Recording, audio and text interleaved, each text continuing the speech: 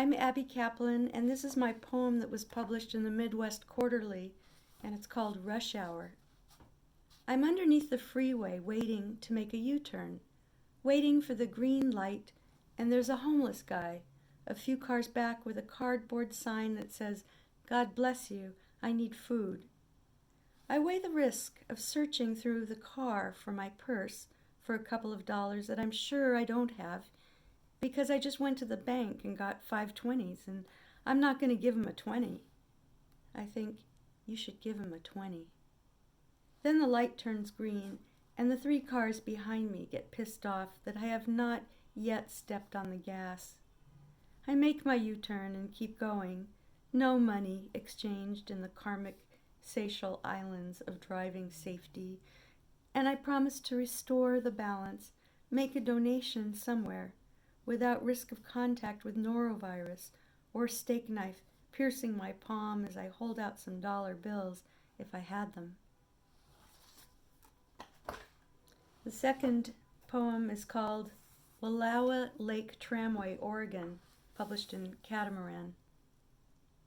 Yesterday, a gondola carried me 4,000 feet to the top of Mount Howard.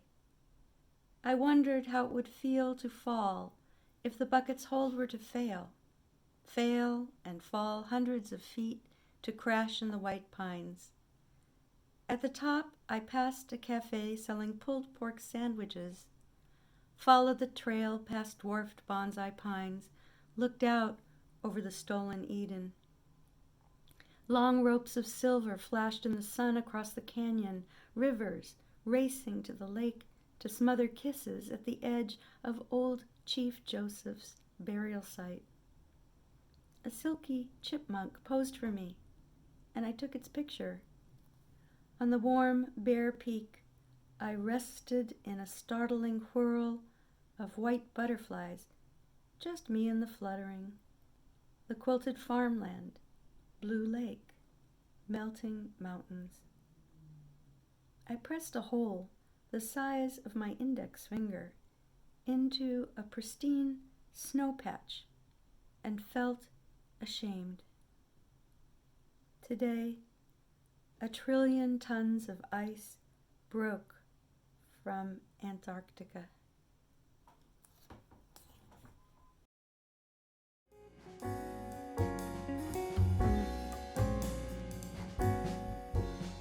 Hi everyone, Shelley Chesley here, grateful member of Marin Poetry Center, and I'll be reading a poem of Summer Past, Summer Within a Summer.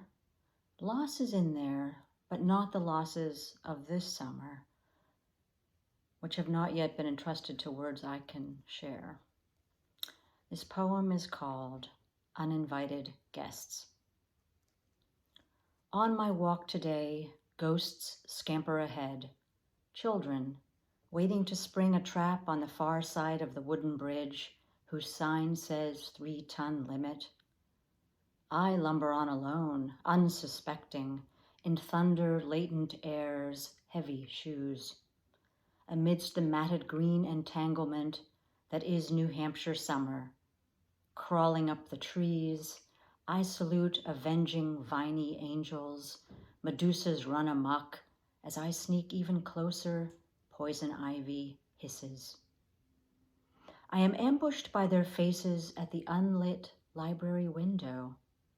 Arms stretched long with books, demeanors insistent. My children's ghosts get whiny. Where's the canvas sack, Mama, to carry home the worlds? Far-flung realms on borrow, to hold us enthralled during the short green sweetgrass season they were, and that no ghost told me not to squander. Thanks.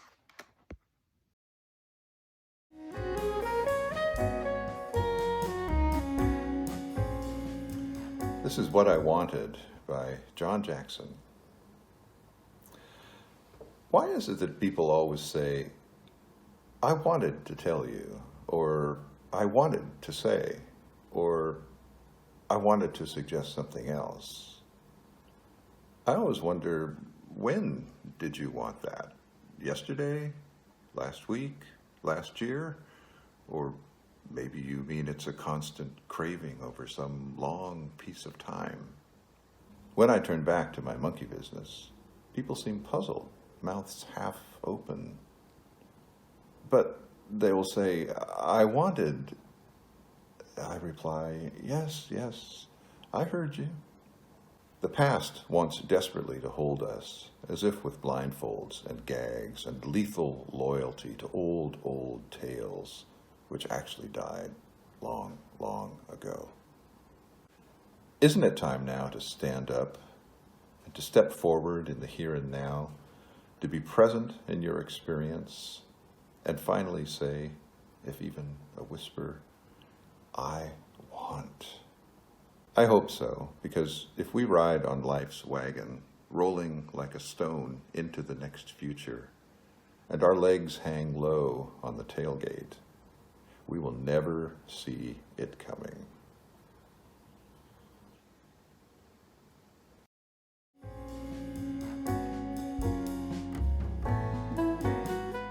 Saying Goodbye by Sherrie Lovler. It took our whole lives to see each other, to see beyond the stuff that fathers and daughters hold. For a second, I saw you.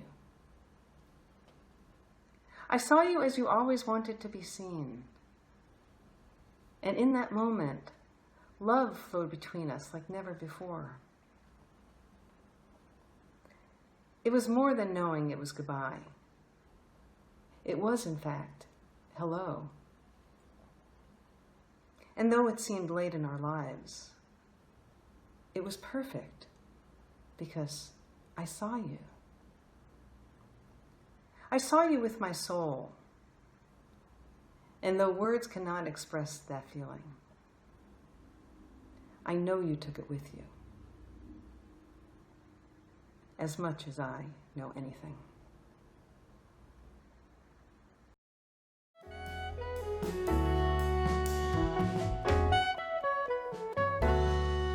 Greetings. I'm Julia Vose, and the poem I'm going to read is The Audience, waiting for W.S. Merwin to read. Untruss him or her, and let the heat of roasting extrude the oysters, the chestnuts of Asia and Italy, the corn of the apparently original Americans, the moldy grain from a mad Europe. Let me out now. I know why I curse the bulbous lullaby of the ice cream truck, driven by the eager immigrant Indian, innocent of the fake calliope. At just the hour the school bell releases the fish. So long, small town married, my song is false perfect and burns in my throat. No wonder my beguiling eyes are unconvincing. I run from room to room like I once did for a new lover. I pant, clutch breasts to bar the exploding exodus of the million birds in the one of me. I do hear my own century. Oh, husband, fledged children, house the ivy wants, the storm of feathers is here. I fling open. Thank you.